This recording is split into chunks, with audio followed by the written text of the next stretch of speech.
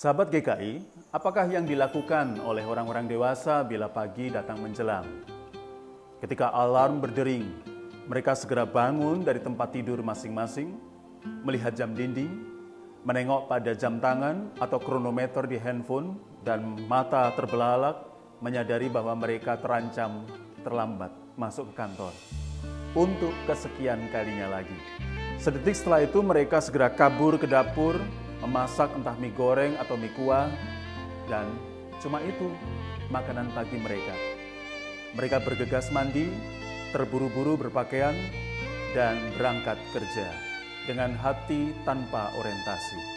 Hanya sekedar satu keinginan, jangan sampai terlambat lagi.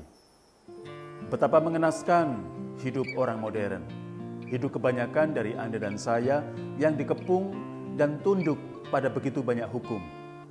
Dewasa ini, hidup kita makin bising. Setiap orang bingung dengan keadaan ini.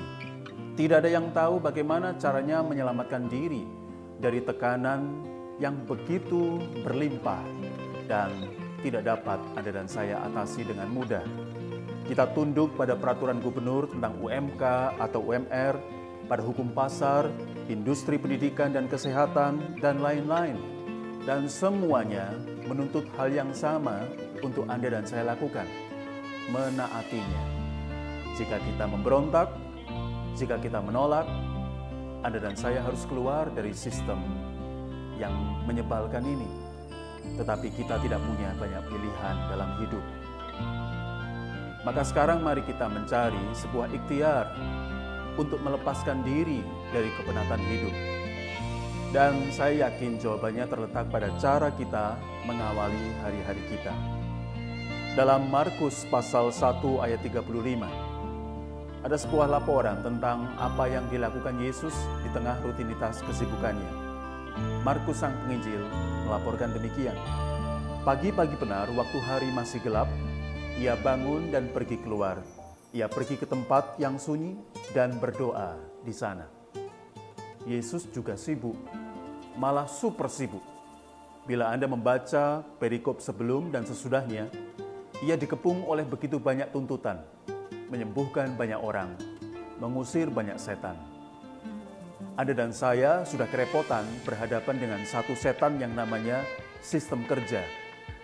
Yesus berhadapan dengan begitu banyak setan, dan ia masih tetap tenang. Apa yang ia lakukan sehingga ia tetap tenang? Karena ia mencari orientasi sejak pagi hari. Ia menghadap kepada Bapaknya dan menggali kekuatan dari sana. Bagaimana supaya kita bisa tidak tunduk pada segala setan, pada kekuatan-kekuatan dahsyat yang menindas dan memeras jiwa dan menggusur pengharapan kita.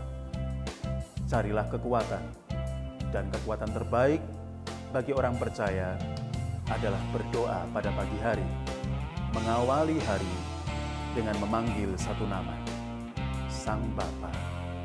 Dia tahu apa yang kita perlu, dan Dia murah hati memberikannya kepada kita. Sebuah orientasi cukup untuk memberi tenaga dan visi. Tidak lebih dari itu, dan tidak mungkin kurang dari itu. Terima kasih telah menyaksikan tayangan ini. Jika Anda merasa bahwa tayangan ini bermanfaat bagi Anda boleh membagikannya kepada rekan-rekan yang lain. Saya Leonard Andrew Immanuel. Salam GKI, Genta Kasih Indonesia. Terima kasih, Tuhan memberkati.